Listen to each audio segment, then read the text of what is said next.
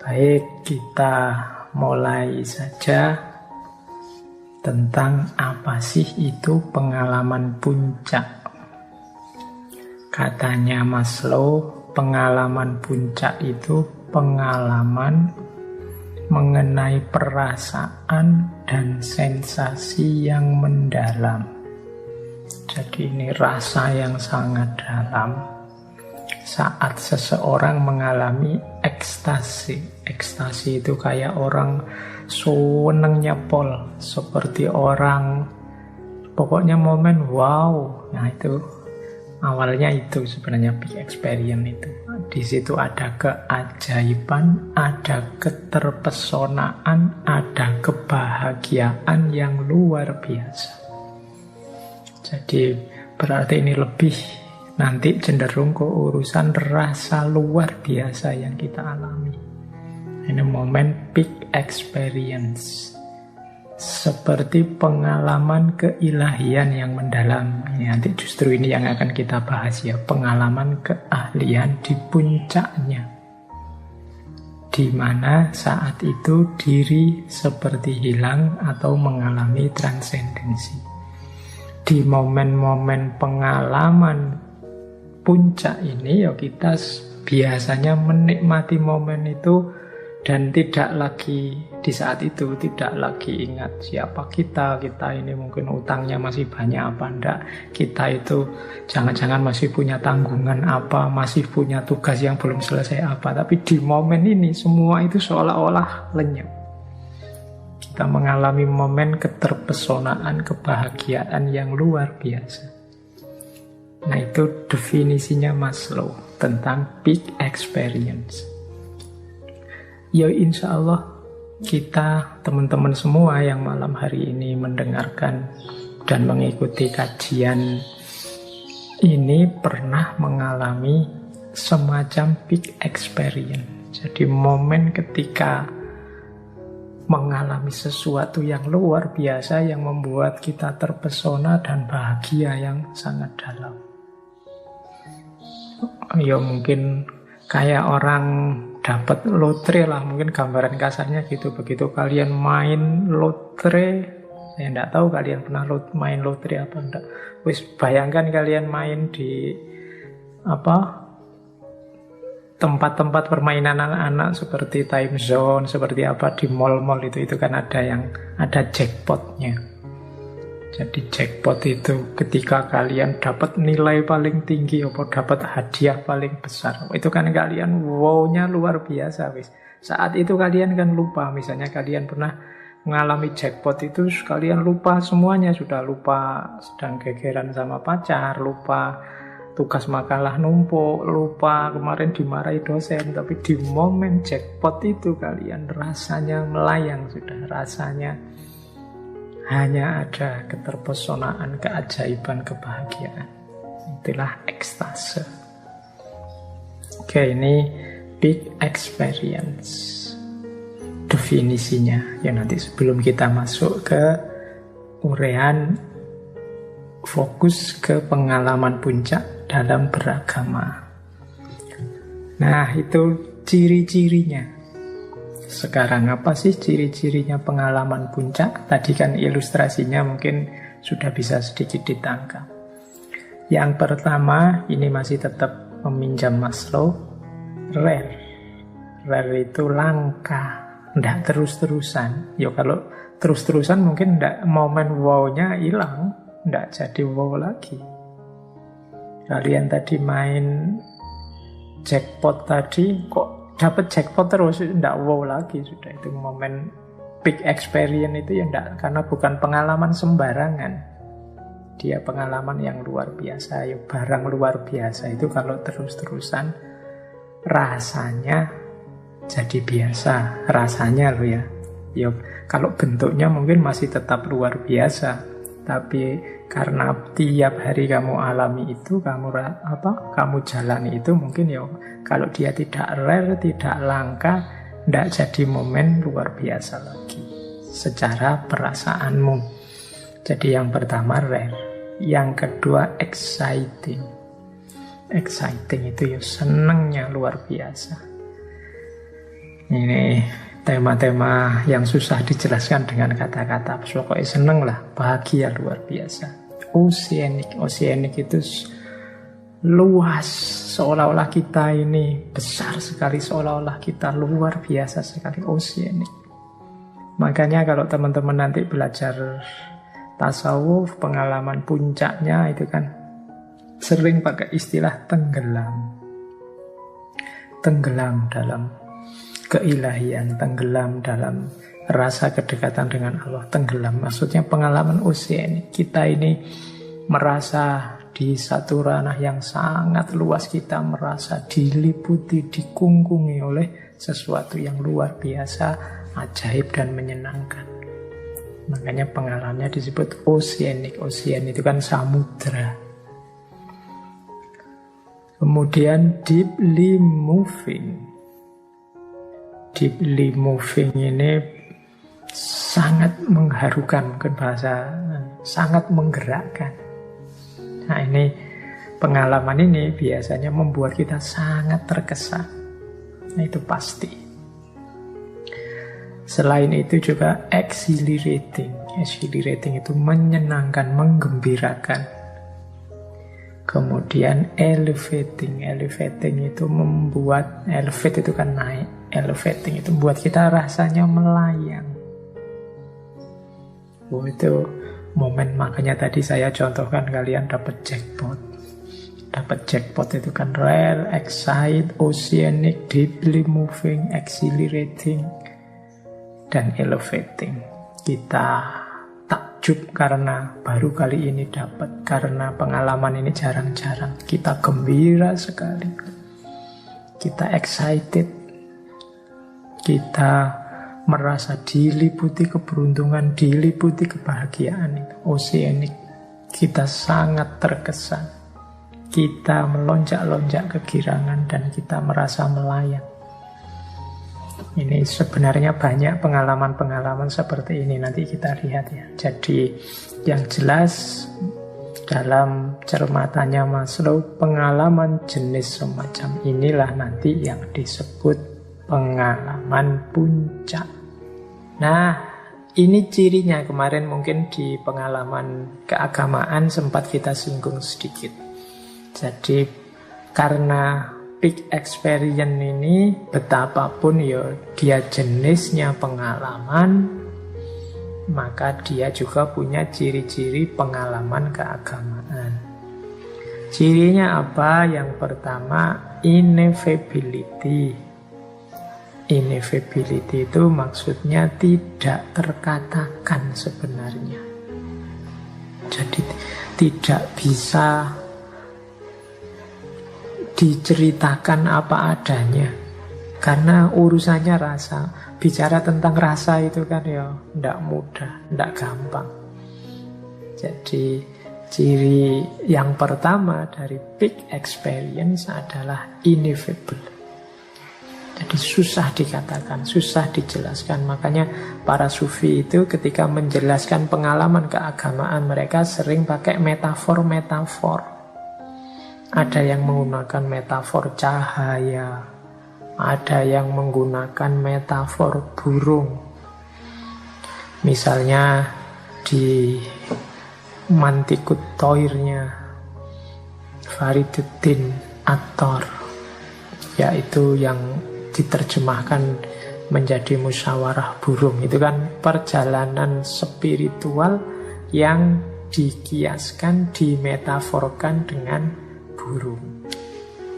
Ya nanti kapan-kapan ya kita angkat kitab ini, Mantikut Toir karya Fariduddin Attar An-Naisaburi. Ini perjalanan sekelompok burung. Ini merupakan metafor dari perjalanan spiritual. Kenapa kok tidak cerita sajalah apa adanya pengalaman, rasanya pengalaman itu seperti apa? Agak susah karena peak experience itu ineffable. Ya sama lah, tadi saya mencontohkan kalian dapat jackpot di time zone itu, kalau tak suruh cerita, kamu kok jingkrak-jingkrak sampai segitunya sih? Yang kamu rasakan apa? Oh itu mesti yang jawab juga agak gagap.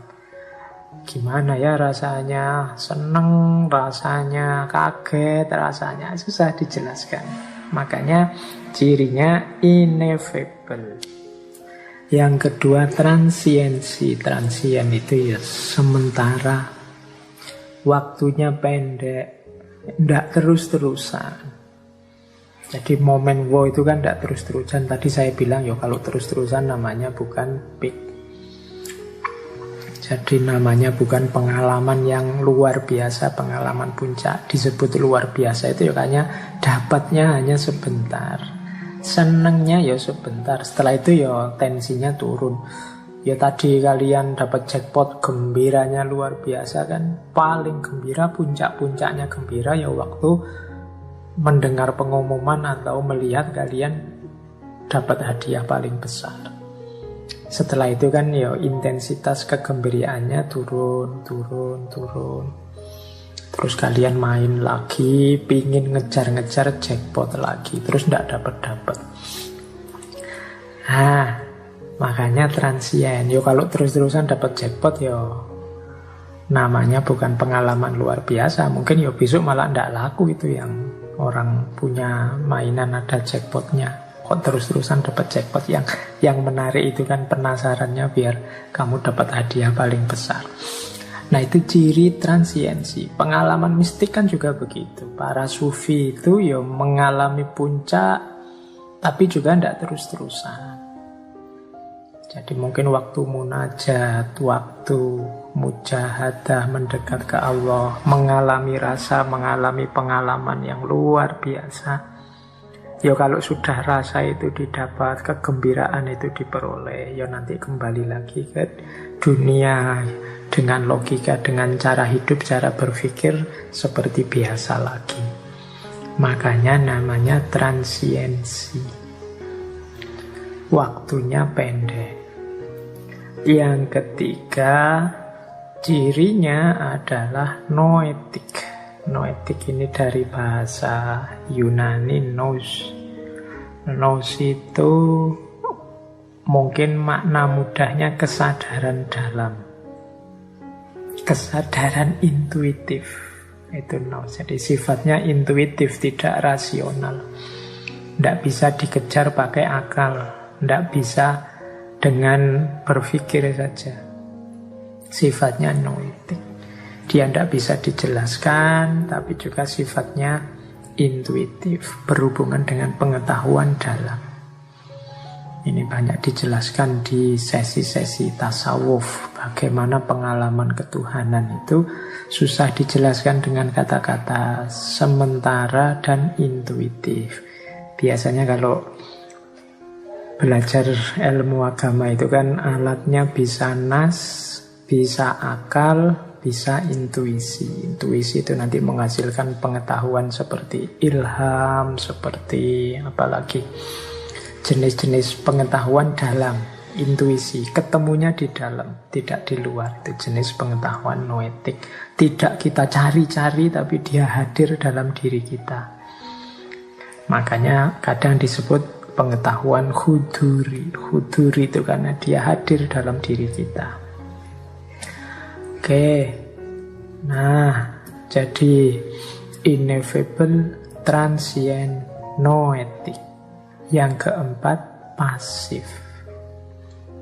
Maksudnya pasif itu apa? Orang yang mengalami big experience ini biasanya merasa dirinya tergusur atau dirinya tidak penting lagi. Dirinya bukan sesuatu yang eksis, tapi sudah dikuasai oleh satu kekuatan, satu keberuntungan, satu kenikmatan yang besar. Jadi orang yang mengalami big experience seperti orang yang tinggal menikmati saja. Dirinya sendiri sudah tidak bisa mengkontrol, tidak bisa mengikuti dirinya. Makanya dalam ranah tasawuf itu sering muncul kalimat-kalimat yang mengagetkan, sehingga yang tidak ngerti terus disebut sesat. Ini padahal ada kesadaran passivity. Kesadaran passivity itu, aku sendiri sudah tidak ada, aku sendiri sudah lenyap. Yang ada hanya kegembiraan, yang ada hanya aku yang dikuasai oleh kekuatan sangat besar. Aku yang melebur dalam ranah ketuhanan. Nah, ini namanya passivity. Cirinya peak experience ada ineffable, noetic, transiency, dan passivity. Oke, jadi itu teori yang berhubungan dengan peak experience. Nanti ada sedikit penjelasan dari Maslow tentang orang yang sudah mengalami peak ini, biasanya terus kepribadiannya berubah. Ya khususnya pengalaman puncak di ranah mistik, di ranah agama. Oke, baik. Sekarang kita lanjutkan, kita tinggalkan Maslow, kita masuk ke pengalaman puncak keagamaan, khususnya dalam ranah tasawuf. Jadi religious peak experience, kalau dalam dunia mistik itu bentuknya yang saya tahu ada 5 macam. Ada dalam bentuk pencerahan, ada yang dalam bentuk kesatuan, ada yang dalam bentuk perjumpaan, ada yang dalam bentuk pengabdian, ada yang dalam bentuk pengorbanan. Oke, sebelum saya jelaskan, boleh ambil nafas dulu. Ini kita masuk ke materi utama kita tentang pengalaman puncak keagamaan. Baik. Jadi religious peak experience itu yang paling populer jenisnya pencerahan. Pencerahan itu bisalah kita kadang-kadang pakai istilah ma'rifat. Jadi terbuka sekarang pemahaman kita tentang segala mana yang hakiki, mana yang palsu. Apa sih esensi hakikat hidup ini? Apa hakikat hubungan kita dengan Tuhan? Di mana posisi kita dengan Tuhan dalam hidup ini? Apa yang harus kita mainkan, peran apa yang harus kita jalankan, dan lain sebagainya. Itu pencerahan itu semacam lahirnya kesadaran baru karena terbukanya sekarang semua rahasia dari yang selama ini tidak bisa kita pahami. Itu namanya pencerahan. Biasanya orang cerita pencerahan itu kan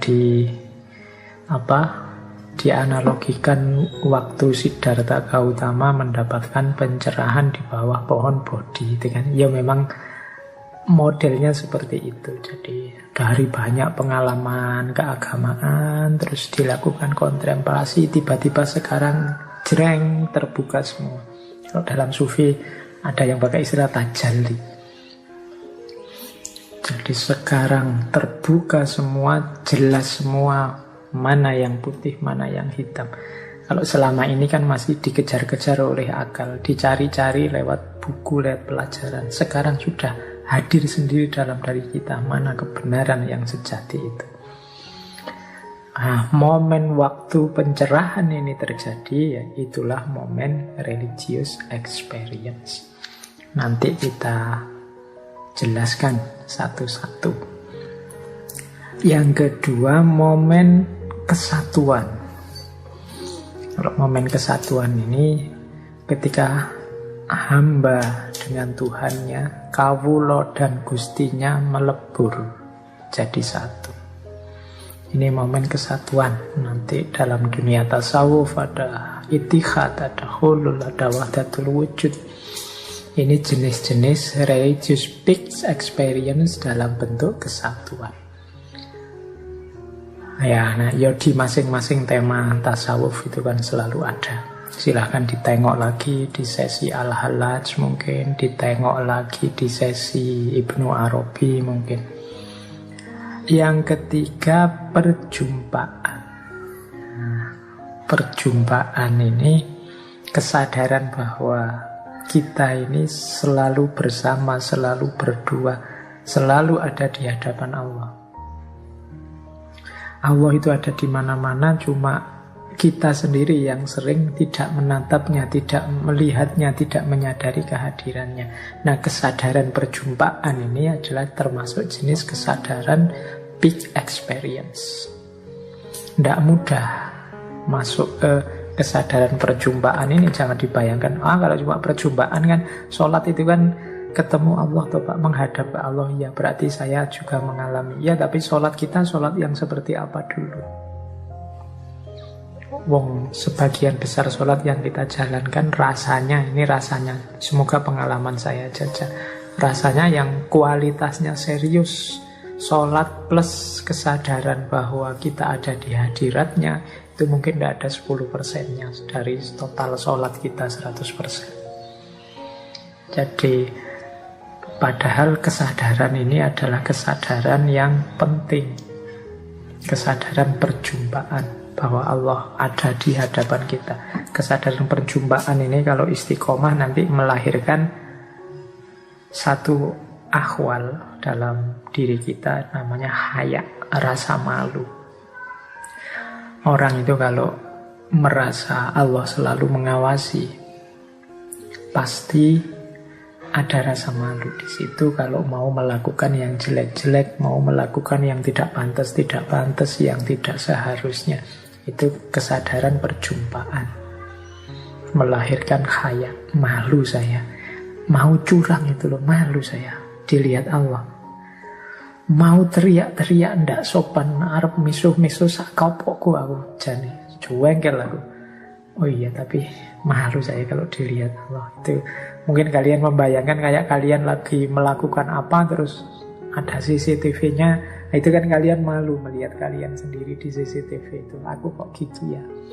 Nah, itu kesadaran haya namanya. Itu lahir karena kita sadar bahwa Allah itu selalu hadir untuk kita, tinggal kita sadar apa enggak untuk menjumpainya. Itu kesadaran perjumpaan, juga termasuk jenis big experience.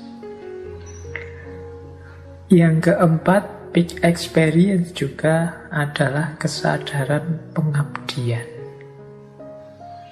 Kesadaran pengabdian ini kesadaran, jadi ini kalau saya mengilustrasikan seperti yang dijelaskan oleh Iqbal. Dulu saya cerita Iqbal ada namanya kesadaran mistik, ada kesadaran profetik. Kesadaran profetik itu justru puncaknya tidak terletak saat kita berjumpa dengan Allah. Puncaknya itu terletak pada saat kita hidup dan menghidupkan kebenarannya Allah, mengabdikan kebenaran dan kebaikan yang kita yakini untuk sesama. Disitulah justru big experience-nya dalam pengabdian, dalam menuntun orang lain untuk justru mengalami pengalaman puncak yang sama. Jadi dalam mengabdikan diri. Jadi kalau Iqbal kan menjelaskannya seperti waktu Kanjeng Nabi Isra Mi'raj, itu puncaknya ya Mi'raj terus berjumpa dengan Allah. Tapi kan setelah itu Kanjeng Nabi kembali lagi karena cinta dan sayangnya pada umatnya untuk menuntun kembali umatnya. Nah, ini kan level kedua yang jenis pengabdian ini gambarannya seperti itu. Justru kebahagiaan yang sejati, wow yang sejati itu kalau kita berhasil memanfaatkan, menggunakan pengalaman puncak ini untuk kemanfaatan, kemaslahatan, kebarokahan hidup di lingkungan sekeliling kita dalam konteks pengabdian. Kalau ada orang bahagia karena kita memberi petunjuk kebahagiaan padanya, kalau ada orang pinter karena kita sedikit-sedikit memberi apa yang kita tahu padanya, kalau ada orang mengikuti apa yang kita lakukan dan mengalami big experience yang sama, disitulah sebenarnya big experience yang sejati, pengalaman puncak. rasa puas, rasa lega, rasa kagum, rasa terpesona luar biasa yang sejati.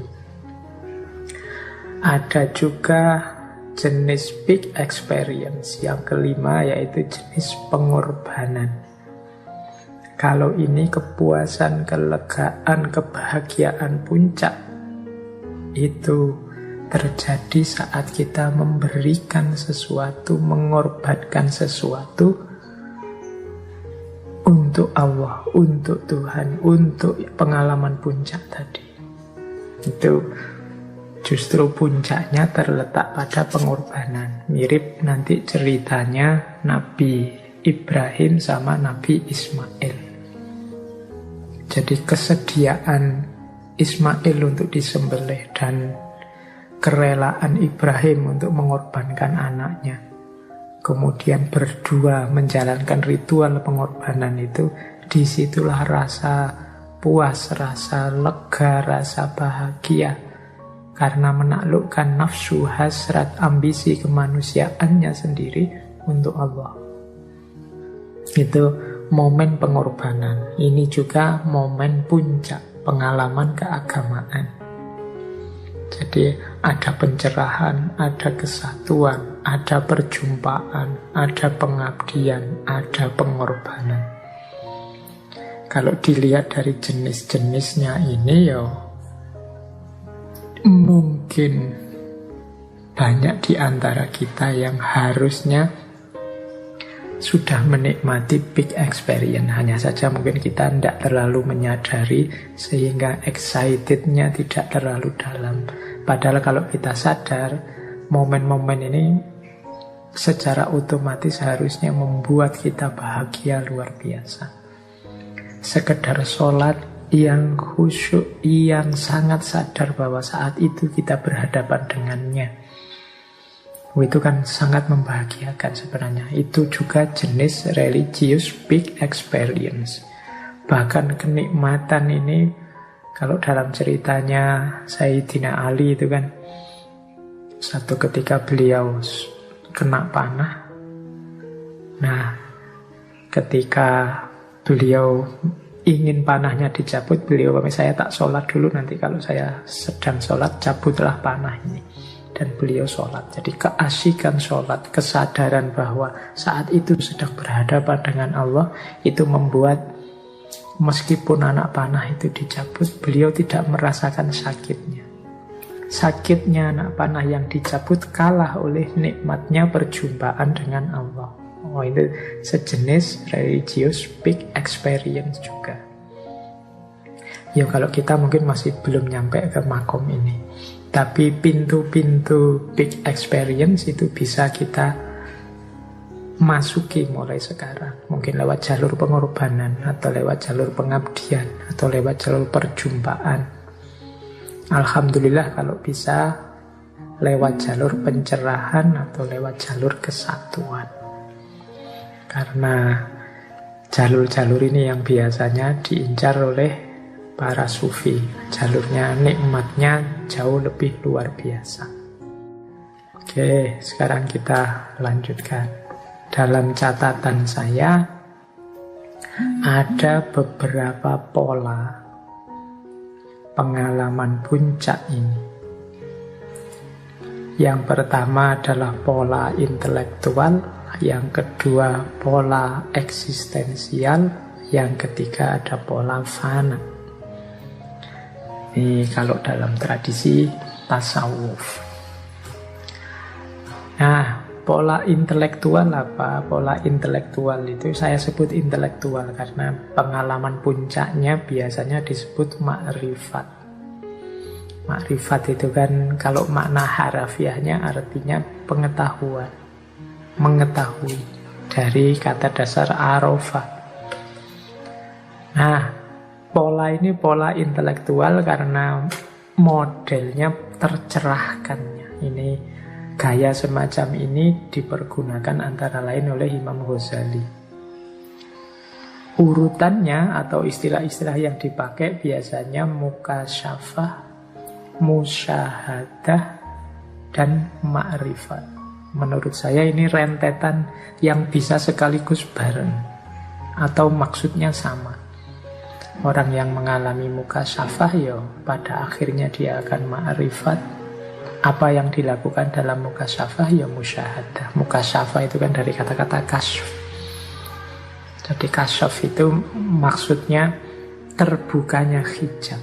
Makanya ada kitab Sufi kuno karya Al-Hujwiri itu yang judulnya Kasful Mahjub. Jadi terbukanya hijab itu selama ini pandangan batin kita banyak terhijab oleh hal-hal yang tidak penting. Mungkin hal-hal yang duniawi, mungkin oleh nafsu kita, ambisi kita, hasrat kita. Ini membuat pandangan batin kita gelap, sehingga tidak bisa membedakan mana sejati, mana tidak sejati, mana penting untuk hidup kita, mana tidak penting, mana yang hakiki, mana yang tidak hakiki. Nah, dalam mukasyafah ini yang menghijab tadi terus tersingkap. Jadi tersingkapnya hijab itu momen mukasyafah. Jadi terbukanya yang selama ini menghalangi, itu momen mukasyafah. Kalau kemarin banyak halangannya sehingga tidak bisa menyaksikan apa-apa, sehingga kita tidak tahu, tidak bisa membedakan mana hak, mana batil. Nah, ketika momen mukasyafah ini terjadi, ya semacam momen, kalau bahasanya Surabadi, isyraq, tiba-tiba cahaya bisa masuk. Kemarin terhijab, cahayanya tidak bisa masuk. Yang ada hanya gelap. Yang kita anggap kebenaran mungkin tidak sejatinya kebenaran. Yang kita anggap kebaikan mungkin juga tidak sejatinya kebaikan. Atau kebaikan dan kebenaran itu kita manipulasi untuk kepentingan-kepentingan gelap kita. Ya karena diri kita sedang gelap. Nah, momen mukasyafah ini momen orang ketika mengalami pencerahan dan yang tadi menghijab lenyap. Ya lenyap itu bisa karena diusahakan sendiri oleh sufinya yang sedang suluk, dibersihkan dengan cara uzlah, dengan cara riyadhah, macam-macam, sampai kemudian hadir pada titik mukasyafah. Setelah mukasyafah, ya momen yang akan dialami ya pastinya musyahadah. Musyahadah itu syahadah, menyaksikan. Jadi makanya syahadat itu kan artinya kesaksian. Sekarang hadirlah kebenaran-kebenaran itu, tampaklah kesejatian, tampaklah mana yang hakiki. Itu momen musyahadah sudah. Jadi setelah tadi kasyaf, hijabnya lenyap, sekarang syahadah menyaksikan kebenaran yang sejati, menyaksikan kebaikan yang sejati, menyaksikan yang hakiki. Itu namanya musyahadah. Ya nanti puncak-puncak yang hakiki, puncak-puncak yang sejati itu pastinya kan Allah. Makanya sering disebut musyahadah itu menyaksikan kehadirannya. Jadi mukasyafah, musyahadah. Ya nanti buahnya orang ini karena sudah mampu musyahadah, dia mencapai namanya ma'rifat. Jadi ma'rifat itu ya hadirnya pengetahuan-pengetahuan yang hakiki, yang itu nanti menjadi kompas, menjadi pedoman dalam menjalani hidup. Orientasi hidupnya sekarang berubah karena sudah ma'rifat. Kalau semula orientasinya duniawi atau kepentingannya belaka, sekarang satu-satunya dalam hidupnya hanya Allah. Kenapa bisa begitu? Sudah ma'rifat. Ya cerita paling mudah ya selalu ilustrasi dari pengalamannya Imam Ghazali sendiri. Jadi Imam Ghazali itu kan sufi yang berusaha keras sendiri untuk mencapai makom ma'rifat. Dengan belajar, menjelajahi banyak ilmu dan lain sebagainya, sampai ada momen menemukan kesejatian dalam ranah tasawuf. Beliau juga sempat belajar buku-buku tasawuf. naskah-naskah tasawuf dari berbagai tokoh tasawuf. Cuma kemudian beliau sadar, lo tasawuf itu tidak seperti ini jalannya. Untuk bisa nyampe puncaknya pengalaman tasawuf, yang hakiki dari tasawuf ya dijalani dengan riyadhah. Makanya terus beliau uzlah sekitar 10 tahun lebih itu ya dalam rangka mengejar ini pengalaman mukasyafah, musyahadah, dan ma'rifat. Ini dalam bahasa saya ini sebenarnya satu paket. Begitu orang kasyaf ya saat itu juga dia musyahadah, dan buahnya musyahadah ya diri yang ma'rifat. Jadi ini nyambung, ini yang saya sebut pola yang intelektual. Jadi hadirnya kesadaran baru, tercerahkannya akal budi kita bisa membedakan mana yang hakiki dan mana yang ilusi. Jadi bisa menjangkau mana yang ghaib, mana yang syahadah, itu sudah ma'rifat. Kalau dalam dunia tasawuf digambarkan orang yang ma'rifat itu yang ngerti segala sesuatunya. Apakah itu yang hakiki maupun yang ilusi. Bahkan kadang ngerti masa lalu, juga ngerti masa depan. Itu orang-orang ilustrasinya begitu. Sama dengan ilustrasi ketika Nabi Khidir tiba-tiba membunuh seorang anak kecil. Nah, itu karena beliau diberi pengetahuan tentang masa depan. Anak ini besok akan rusak dan merusak orang tuanya, yang orang tuanya ini orang baik. Nah, ini kan pengetahuan tentang masa depan. Juga pengetahuan tentang masa lalu. Pengetahuan tentang masa lalu itu misalnya ketika Nabi Khidir ikut ada tembok yang runtuh, yang dia ikut bekerja untuk menegakkan kembali tembok itu, karena dia tahu di bawah tembok ini ada harta miliknya anak yatim yang dulu ditinggalkan orang tuanya. Nah, itu pengetahuan masa lalu. Ada juga pengetahuan tentang saat ini yang orang tidak tahu, tapi dia tahu. Misalnya waktu nyebrang naik perahu, di depan sana ada kapalnya penguasa yang merampasi kapal-kapal yang masih layak, yang masih baik. Nah, terus oleh Nabi Khidir kan kapalnya terus dilubangi. Itu kan yang kejadian saat ini. Sebentar lagi dia tahu tentang saat ini, tahu tentang masa lalu, tahu tentang masa depan. Ini kan pengetahuan jenis ma'rifat. Orang yang sudah sampai di makom ma'rifat, yang untuk sampai makom ini mengalami mukasyafah, kemudian musyahadah. Ini pola peak experience lewat jalur akal intelektual.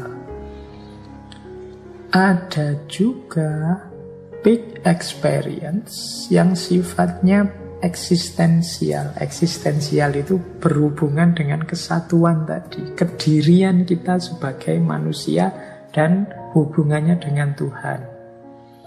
Ini yang saya tahu ya, ada model ittihad, ada model hulul, ada model wahdatul wujud.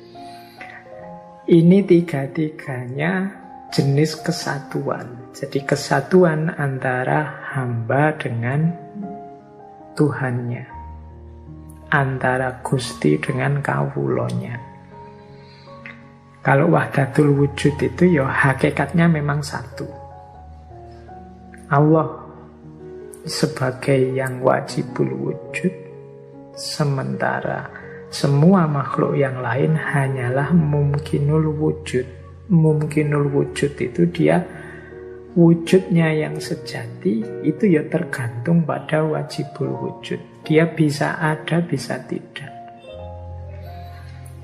Jadi hakikat ada kita hari ini itu tergantung adanya Allah. Karena kita hanya mungkin, Allah lah yang wajib. Oke, kita ini hanya bayangannya Allah. Kalau bahasa mudahnya begitu, kalau pakai istilahnya Suhrawardi. Jadi kita ini hanya memantulkan cahayanya Allah. Jadi ini teori wahdatul wujud. Silahkan kembali ke rekamannya Ibnu Arabi. Jadi Antara mungkinul wujud dan wajibul wujud itu ya dipisah juga tidak bisa. Wong kita tergantung pada Allah kok ada kita itu. Jadi hakikatnya kita satu. Cuma banyak orang yang tidak sadar kesatuan ini. Dianggapnya manusia itu punya kekuatan sendiri, punya daya sendiri, punya pikiran sendiri, punya. Tidak, kita itu adanya apapun dari diri kita itu tergantung pada Allah. Itu konsep wahdatul wujudnya Ibnu Arabi. Ini yang saya sebut jenis kesatuan. Kesadaran bahwa kita ini adalah bagian dari diri ketuhanan yang satu. Itu kesadaran wahdatul wujud. Kesadaran bahwa kita ini hanya sementara. Pada saatnya kita akan lenyap. Sekarang ada kita, itu pinjaman dari yang wajibul wujud. Itu yang semacam ini namanya wahdatul wujud. Nanti ada ittihad, ada hulul.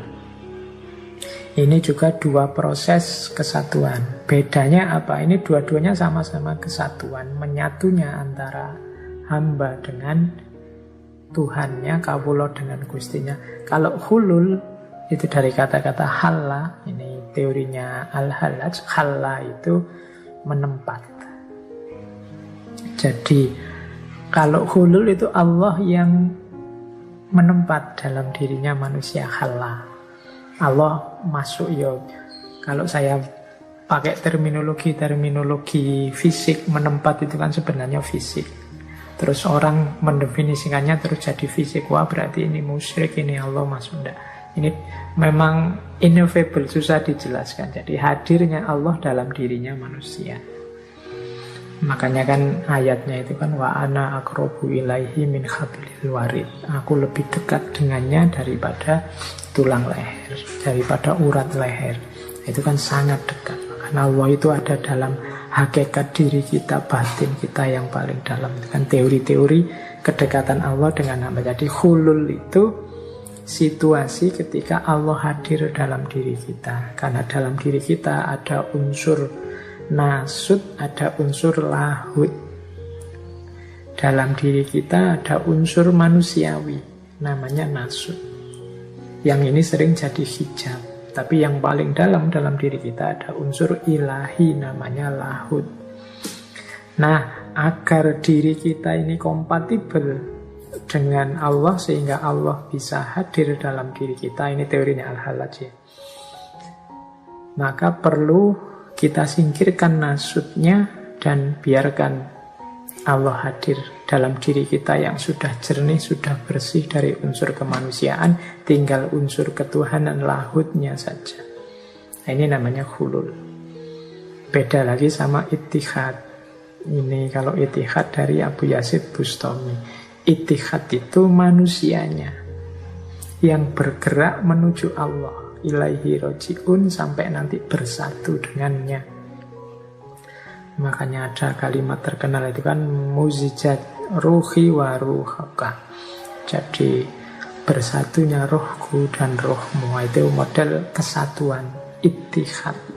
Jadi kalau yang ittihad itu manusianya yang menjalani suluk selangkah demi selangkah sampai benar-benar ketemu Allah. Ilaihi roji'un. Kalau hulul ini manusia membersihkan dirinya sejernih mungkin, menyisihkan unsur-unsur kemanusiaannya sehingga tinggal unsur ketuhanannya, kemudian Allah hadir. Nah, di tiga pola ini ya logikanya kalau yang wajib, yang tak terbatas bertemu, yang mungkin dan yang terbatas, ya alternatifnya cuma satu. Yang terbatas dan yang mungkin pastinya dia tenggelam.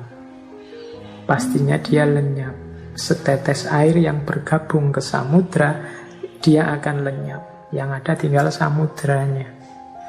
Itulah mengapa di momen peak experience, pengalaman puncaknya para sufi dengan model ittihad, hulul, wahdatul wujud ini, tadi saya bilang ini pengalaman excitement luar biasa, pengalaman wow, dan ciri-ciri yang lain di depan tadi. kadang-kadang para sufi ini muncul satohat. Satohat itu ekspresi kegembiraan luar biasa, ekspresi kebahagiaan puncak. Jadi sehingga muncul kalimat-kalimat yang kadang-kadang kontroversial. Karena mungkin kita melihatnya, menyikapi kalimat-kalimat itu menggunakan fikih kita yang biasa, menggunakan perspektif lahiriah. Padahal ini momen, kalau saya memahami, ini momen ketika bahagia yang tidak terkira, ketika diri kita terserap oleh kekuatan yang luar biasa membahagiakan. Bahkan tadi dibilang sampai rasa kehadiran kita rasanya lenyap. Sama kayak kalau kita sedang jatuh cinta itu. Jatuh cinta, puncak-puncaknya cinta itu kan aku sudah tidak penting lagi. Yang ada hanya engkau, yang ada hanya dia dalam diriku. Aku sudah tidak peduli lagi situasiku. Dulu waktu kita ngaji Laila Majnun kan, kecintaan puncak itu kan digambarkan secara luar biasa sampai tidak peduli lagi situasi dirinya. Nah, orang-orang ittihad, hulul, wahdatul wujud itu mengalami situasi yang sama. Sehingga keluar kalimat-kalimat ekspresi kebahagiaan luar biasa tadi. Yang kadang-kadang ya kalau kita dengarkan dengan logika normal kita rasanya aneh. Sama kalau pas kita jatuh cinta itu kan bikin puisi kan kadang ya aneh-aneh toh. Belahlah dadaku, ya kan, lihatlah jantungku. Loh, itu kalau pakai logika normal itu kamu bisa dibawa ke polisi, itu pembunuhan, itu membelah dada itu. Apalagi mengambil jantungnya, wow, itu bisa ancamannya hukuman mati. Loh, itu memahaminya kan tidak begitu. Termasuk gunungku seberangi, gunungku daki, lautanku seberangi. Itu kan ya kalimat-kalimat kias, kalimat-kalimat metafor untuk menyatakan betapa dalamnya cintaku. Karena dia ineffable, tidak bisa dijelaskan. Termasuk juga kalimat-kalimat satohat tadi, kalimat potongan-potongan. Misalnya Al-Hallaj bilang, Ana al-haq, atau Abu Yazid Bustami, bercampurnya aku dengan engkau, dan lain sebagainya. Oke, ini salah satu pola. Jadi tadi ada pola makrifat, pola intelektual, ada pola eksistensial.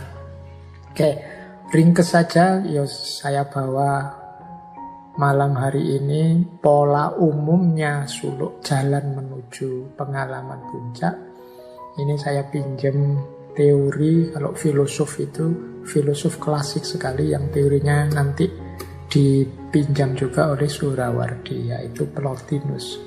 Jadi jalan menuju peak experience itu ada 3. Yang pertama purgativa, yang kedua kontemplativa, yang ketiga illuminativa. Purgativa itu penyucian diri.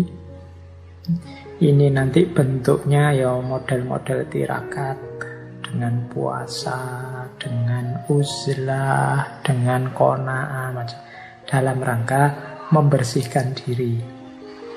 Jadi biasanya nanti para guru, para mursyid itu menyarankan apa yang harus dilakukan, apa yang jangan dilakukan untuk membersihkan jiwa, membersihkan diri. Karena seperti dijelaskan tadi, kenapa orang tidak sadar tentang mana yang baik, mana yang benar, mana yang hakiki, mana yang ilusi, itu bukan karena Allah tidak memberi, bukan karena Tuhan tidak menampakkan ayat-ayatnya, tapi lebih karena batin kita yang gelap. Sehingga tidak bisa menyaksikan itu, tidak bisa musyahadah. Berarti apa? Jalan keluarnya adalah purgatif, penyucian diri. Bersihkan diri kita, kosongkan dari yang jelek-jelek, yang merusak, yang jahat, yang maksiat. Kalau dalam tasawuf namanya takholli, kosongkan. Yang kedua kontemplativa. Kontemplativa itu melalui jalur kontemplasi, merenung, refleksi. Kalau ini jalur ilmu, nanti merenung.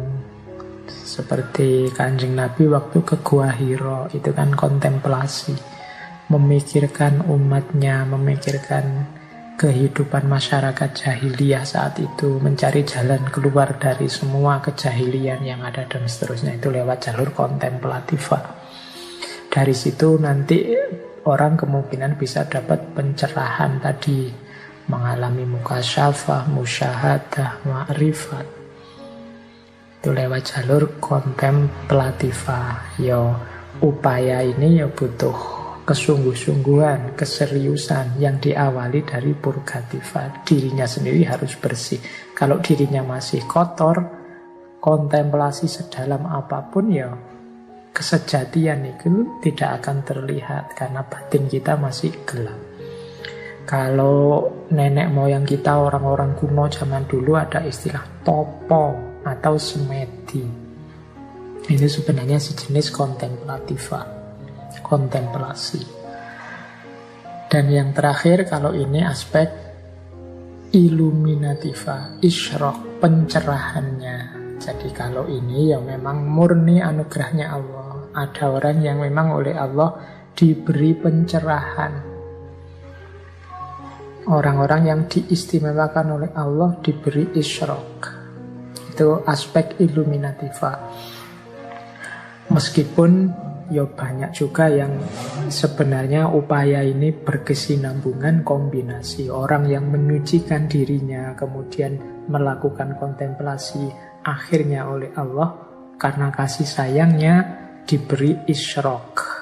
Jadi diberi pencahayaan sehingga sekarang yang sejati lebih jelas terlihat. Nah, itu aspek illuminativa, aspek pencerahan dari Allah. Seperti sering saya bilang, belajar itu kita yang berusaha, Allah yang menganugerahkan ilmunya. Jadi hasilnya tetap kuncinya ada pada Allah. Nah, itu namanya isyraq atau iluminasi atau pencerahan. Jadi kita bersihkan diri, kemudian kita berkontemplasi, mencari mana yang hakiki, mana yang ilusi dalam hidup ini. Insya Allah nanti Allah membantu kita lewat pencerahan, iluminasi, menghadirkan kebenaran dan kebaikan itu dalam diri kita. Begitu momen itu hadir dalam diri kita, itulah pengalaman big experience, yang tentunya harus kita tutup dengan alhamdulillah atas kasih sayangnya, atas kedekatan Allah dengan kita. Kemudian Allah menganugerahkan pencerahannya, menganugerahkan ma'rifatnya sebagai jalan puncak kita dalam beragama. Ya meskipun tetap big experience ini sifatnya transient atau sementara, ya ndak terus-terusan. Yang penting pengalaman puncak ini nanti akan membawa efek yang positif dalam hidup kita. Seperti tadi di depan sudah saya jelaskan. Jadi pengalaman ini membuat kita sadar akan hakikat hidup kita, hubungan kita dengan alam, dengan manusia, dengan Tuhan. Membuat kita puas, penuh, ada rasa kepenuhan diri, membebaskan kita dari belenggu-belenggu, mengubah hidup kita dalam cinta, memotivasi kita untuk kebaikan, kebenaran, hidup dalam kegembiraan dan kelembutan jiwa. Oke, baik teman-teman, saya kira itu beberapa materi yang saya sampaikan minggu ini tentang religious big experience. Semoga sedikit banyak ada manfaatnya. Ya, saya membawa materi teori dari beberapa tokoh jadi satu. Kita pilih-pilih yang sekiranya ada manfaatnya untuk teman-teman semua. Bagi yang penasaran, ingin lebih jauh memperdalam, akan sangat membanggakan saya. Teman-teman berarti menjelajahi lagi, membaca lagi. Kalau bahasanya agama itu kan man sanna sunnatan hasanatan. Memancing teman-teman untuk mau belajar, itu bagi saya pahala tersendiri, karena berarti saya dianggap mencontohkan yang baik untuk belajar, untuk nambah ilmu. Insya Allah upaya bersama kita untuk menempuh jalan keilmuan ini mendapat ridhonya, sehingga nanti membuahkan manfaat, maslahat, barokah untuk hidup kita fid dini wad dunya wal akhirah. Baik teman-teman, saya kira itu sesi kita malam hari ini. Kurang lebihnya mohon maaf. Wallahul muwaffiq, wallahu a'lam bissawab. Wassalamualaikum warahmatullahi wabarakatuh.